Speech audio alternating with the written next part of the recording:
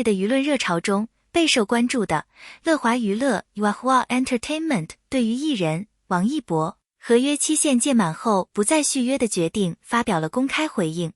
公告中明确指出，王一博在公司营收中曾占据 62.3% 的份额，尽管公开资料中并未普遍使用此精确百分比，但多方资料均指出其个人营收占比极高，近50%以上。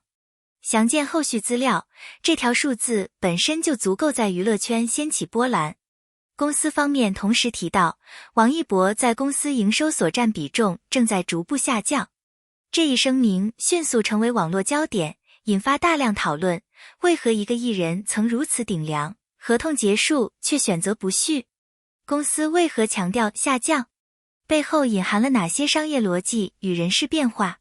从历史来看，王一博自出道以来一路攀升，其在影视、综艺、代言、舞蹈等多个领域全面开花，而乐华娱乐也因此被视为其大红主力的承载平台。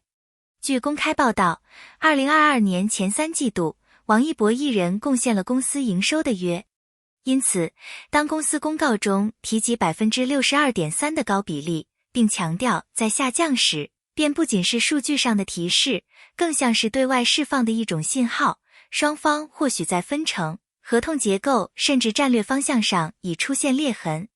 在本篇文章中，我们将分多个视角进行深入分析，从公司与艺人的谈判结构，从数据背后的商业模式，从艺人价值递减的可能原因，再到双方关系的走向，以及对粉丝、行业的启示。敬请继续。首先，我们必须弄清楚，为何王一博对乐华娱乐会是如此关键的存在。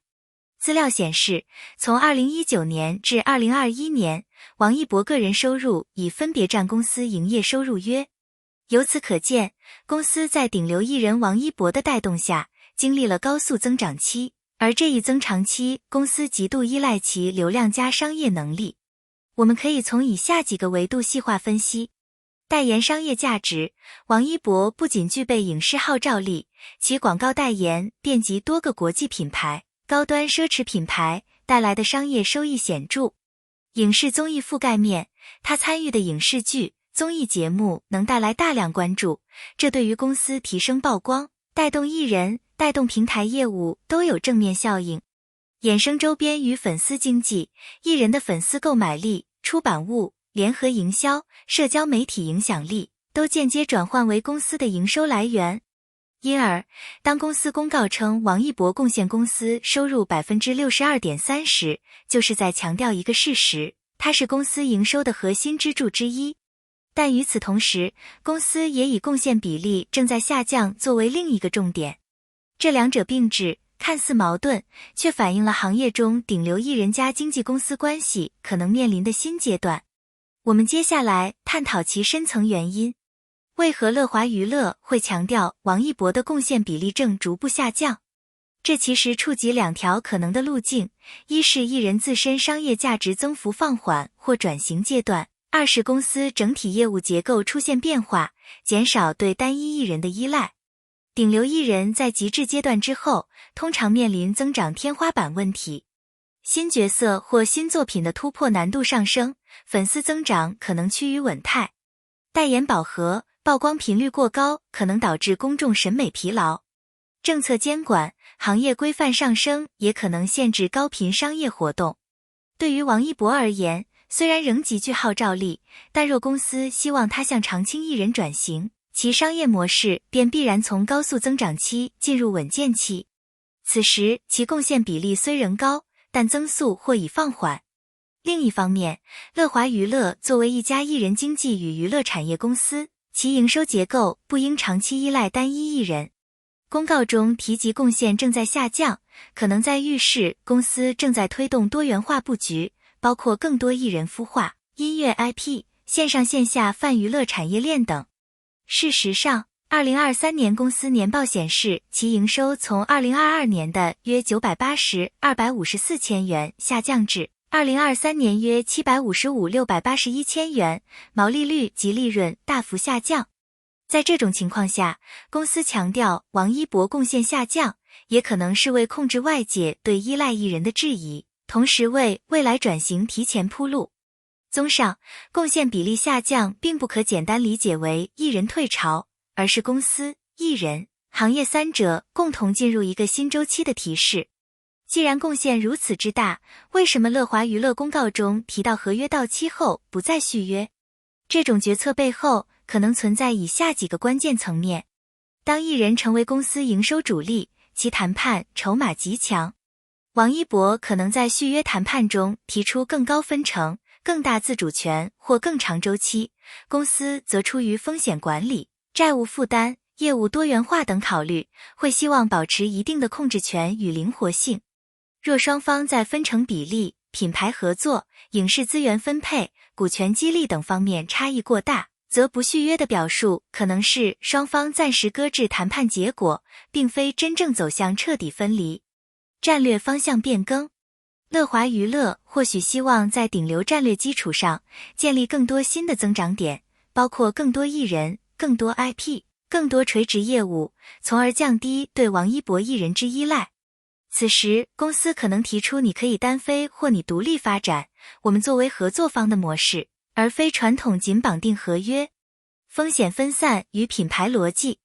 在娱乐行业，高度依赖单一艺人的模式存在极大风险。若艺人发生负面事件、政策监管、粉丝舆论逆转，公司将遭受重大冲击。公告中贡献正在下降的措辞，可能是公司在向市场、投资人、粉丝释放，我们正在主动降低风险结构。这种逻辑与不再续约这一决定颇为契合。因此，这份公告不仅是一纸合同结束声明，更像是一场谈判后的棋子落位，双方各自调整位置，公司重塑布局，艺人释放自主可能。从王一博角度看，这次合约结束，公司声明，贡献比例变化，亦可能意味着他正步入一个职业生涯的新阶段。具体而言，品牌与商业升级，当你成为公司贡献60%以上的注时，自身品牌价值早已超越公司标签，他可能选择更加独立运作，或与公司建立新的合作模式。艺术自主与转型空间，随着名声与资源积累，艺人会更追求自主选择角色、自主创作，甚至成立个人工作室。合约结束意味着他有更多选择权，也有更多风险承担。流量巅峰向常青艺人的转变，从快速爆红转为稳健发展时期，王一博可能将重心从单纯商业代言转向影视深耕、国际拓展，甚至音乐或舞蹈创新。与此同时，他也面临挑战，粉丝期待、公众审视、市场竞争、政策环境都在变化。他需要在保持热度与承接质量之间找到平衡。公司强调贡献正在下降，或许正是在预示，它不能仅靠过去的模式前进，否则将进入天花板期。总而言之，对于王一博而言，这是一次高峰后的审视，转型前的契机，自主与合作的新起点。从公司视角，乐华娱乐面临的问题其实是很多艺人经纪公司都会遇到的。当一个艺人成为绝对核心，长期依赖其贡献，就会形成结构性风险。公告中提到其贡献正在下降，即反映出公司已对这一点有所预警。业务单一，倘若一个艺人出问题，公司整体营收可能大幅受损。制造难度上升，新的艺人要复制既有成功模式越来越难。市场与政策不确定性，娱乐行业监管越来越严，流量为王的时代可能进入调整期。为降低风险，公司可以推进以下方向：